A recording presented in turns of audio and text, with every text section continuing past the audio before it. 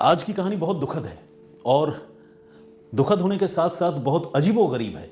मतलब ऐसी कहानी जिस पर यकीन करना भी शायद मुश्किल हो। सुनने के बाद आपको यह लगे कि क्या ऐसा भी हो सकता है, इस दुनिया में ऐसे भी लोग हैं। मैं ये पहेलियां क्यों बुझा रहा हूं, आइए शुरुआत करते हैं। कहानी सिलसिलेवार तरीके से आपको बताता हूं। 3 अगस्त 2022 की ये बात है। जगह है बिहार का मुजफ्फरपुर शहर। मुजफ्फरपुर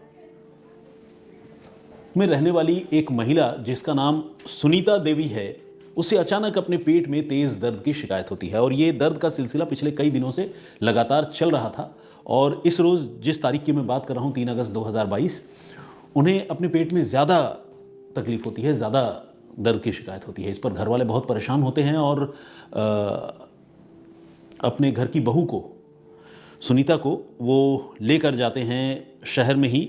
बरियारपुर चौक है एक लोकेलिटी, नाम से आप समझ सकते हैं कि कोई बाज़ार है और चौक है। वहाँ पर एक नर्सिंग होम है, शुभाकांत नर्सिंग होम, वहाँ पर इलाज के लिए लेकर जाते हैं। तो अच्छा खासा नर्सिंग होम है, इलाज के लिए दर्जनों लोग रोज़ आते हैं, डॉक्टर भी हैं, मरीज़ों का आना जाना है, दवाई की दुकान है, सब कुछ है। तो यहाँ पर सुनीता देवी को भर्ती कराया जाता है और भर्ती कराने के बाद तकरीबन 20 से 30 हज़ार रुपये उनके इलाज के लिए उस अस्पताल संचालक की ओर से लिए जाते हैं और ये कहा जाता है कि अब वो डायग्नोसिस करेंगे, ये देखेंगे कि उनको तकलीफ़ क्या है, चेक करते हैं। कुछ प्रीवियस हिस्ट्री भी है जिससे पता चलता है कि सुनीता को यूट्रस में यानी बच्चेदानी में कुछ परेशानी है। तो जब चेक करते हैं और इसके बाद डायग्नोसिस फिर से इस हॉस्पिटल में होता है, शुभाकांत नर्सिंग होम में, तो फिर डॉक्टर ये देखते हैं कि यूट्रस में वाकई प्रॉब्लम है और ऐसा प्रॉब्लम है जिसे ऑपरेशन के बाद ही ठीक किया जा सकता है। ये बताया जाता है कि सुनीता फिर कभी मां नहीं बन पाएगी। अगर उनकी ज़िंदगी बचानी है तो उनके बच्चेदानी को काट कर निकाल देना होगा, यूट्रस का ऑपरेशन करना होगा।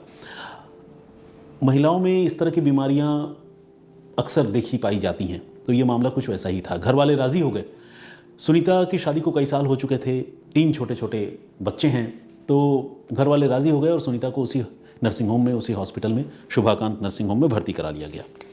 नर्सिंग होम के जो मुखिया हैं डॉक्टर पवन कुमार, उन्होंने कहा कि मैं खुद इस ऑपरेशन को करूंगा, आपको बिल्कुल घबराने की ज़रूरत नहीं है। अगर आप पटना में या किसी बड़े शहर में जाएंगे इस ऑपरेशन के लिए तो आपके लाखों रुपए खर्च होंगे, लेकिन मैं यही तकरीबन 30-40 हज़ार रुपये की बात हुई थी, कहा था कि हम इतने ही पैसे में इनका ऑपरेशन कर देंगे। घर वाले भी जो है आर्थिक रूप से बहुत संपन्न नहीं है, उनको लगा कि ठीक है, ये अच्छी डील है, ऑपरेशन यहाँ हो जाए, क्या बुरा है। भर्ती कर लिया गया सुनीता को। ऑपरेशन भी हुआ, लेकिन ऑपरेशन के बाद सुनीता की तबीयत ठीक होने की जगह लगातार बिगड़ती रही। पहले ऑपरेशन के बाद सुनीता को घर भी भेज दिया था डॉक्टरों ने, लेकिन घर जाने के बाद भी वो तकलीफ, वो दर्द, वो ठीक नहीं हुई।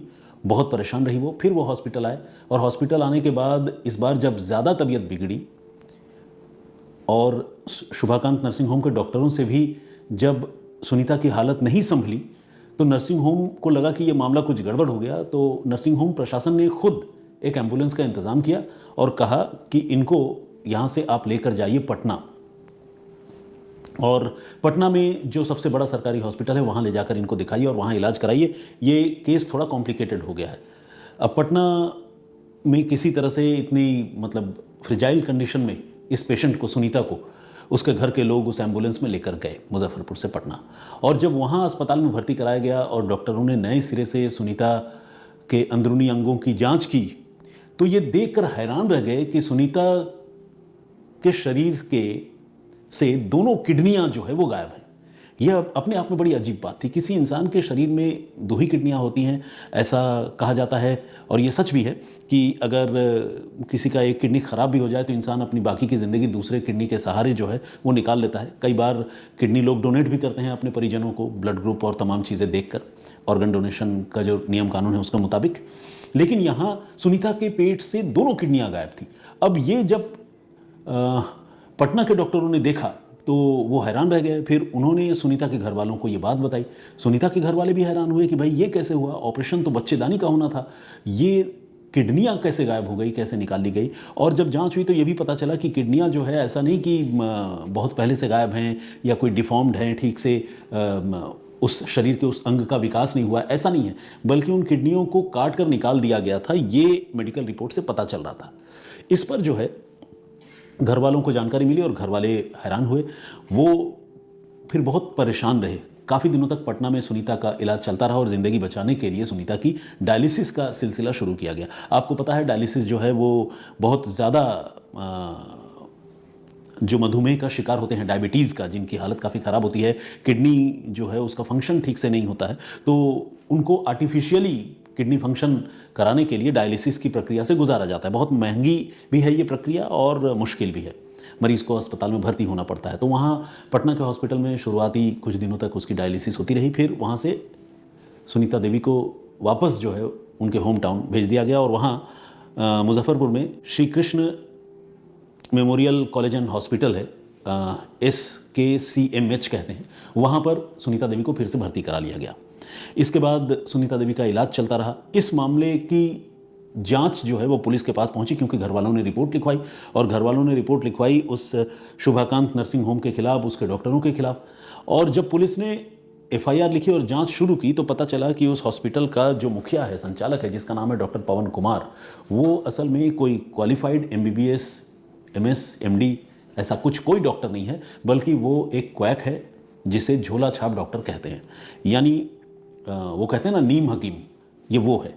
तो पवन कुमार को जब वहाँ की पुलिस ने गिरफ्तार किया तो पता चला कि इस ऑपरेशन को पवन कुमार के साथ साथ 2 और उसके तथाकथित डॉक्टर साथियों ने मिलकर एग्जीक्यूट किया था, अंजाम दिया था।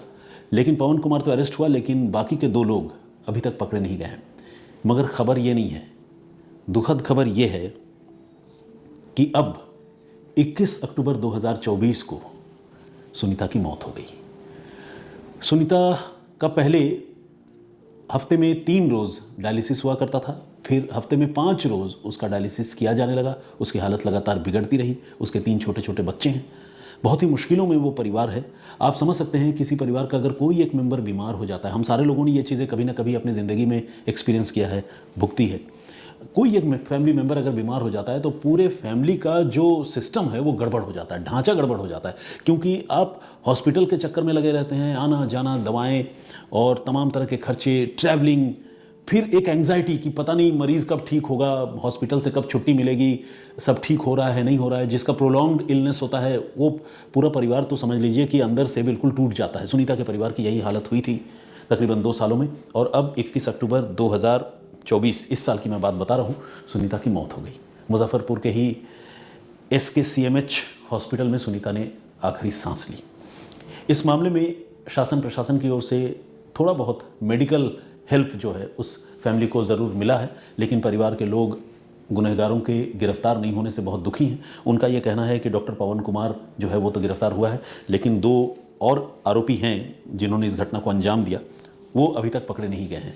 बच्चों की शिक्षा, परवरिश, परिवार का आगे चलना, ये सब कुछ जो है एक बड़ी परेशानी के तौर पर सुनीता देवी के पूरे परिवार के सामने खड़ा है। ये जो पवन कुमार है, इसे जब पुलिस ने गिरफ्तार किया तो ऑब्वियसली पुलिस ने उससे पूछा भी कि भाई ये क्या माजरा है, तुमने कैसे दोनों किडनियाँ निकाल दी? तो उसने बड़ी मासूमियत से जवाब दिया कि हुजूर, मुझे तो पता नहीं था कि वो किडनी है, मुझे तो लगा कि वो जो है कोई ट्यूमर जैसी चीज़ है, वो साइज़ में गोल सा दिख रहा था, तो हमने वो दोनों ट्यूमर समझ के उसको काट कर फेंक दिया, निकाल दिया, डस्टबिन में डाल दिया। मुझे तो ये पता भी नहीं कि वो किडनियाँ हैं। अब देखिए, लोगों को शुरू में ये शक था कि शायद किडनियाँ निकाल कर कहीं बेच दी, ऑर्गन ट्रेड हुआ जिसे कहते हैं। लेकिन इस मामले में जब जांच हुई, शुरुआती जांच, तभी पता चला कि वो बेवकूफ़ी में, नासमझी में, या कह लें कि ओवर स्मार्टनेस के चक्कर में, लोगों को धोखा देने के चक्कर में फर्जी डॉक्टर ने ट्यूमर समझकर किडनियों को निकाल कर फेंक दिया और एक हंसती खेलती ज़िंदगी बर्बाद कर दी, एक पूरे परिवार को तबाह कर दिया और सुनीता देवी की मौत हो गई। तो ये कहानी अपने आप में जितनी दुखद है, जितनी दर्दनाक है, उतनी ही अजीबोगरीब है। और सॉरी टू से, मेरा भी ताल्लुक़ कहीं ना कहीं बिहार से ही है। मेरा जन्म एकीकृत बिहार में हुआ था, अब तो झारखंड है। लेकिन इस तरह की अजीबोगरीब चीज़ें वाकई बिहार में ही अक्सर देखने सुनने को मिलती हैं। अभी कुछ रोज़ पहले एक और ख़बर आई थी जिसमें यूट्यूब देखकर एक इसी तरह के फर्जी डॉक्टर ने किसी का ऑपरेशन कर डाला था और उसकी भी तबीयत ख़राब हो गई थी। इस तरह के कई एक मामले बीच बीच में रह रहकर आते रहते हैं। तो ये अपने आप में बिहार की शासन प्रशासन और वहाँ का जो मेडिकल सिस्टम है उस पर भी अपने आप में एक बड़ा सवालिया निशान है। भोली भाली जनता जो है वो नेताओं को चुनकर तमाम बुलंदियों तक पहुंचाती है, लेकिन नेता ऊपर जाकर क्या काम करते हैं, ऊपर मतलब ऊंचे ओहदे पर पहुंचकर क्या काम करते हैं, ये केस स्टडीज़ उसकी वानगी है, बहुत ही दुखद।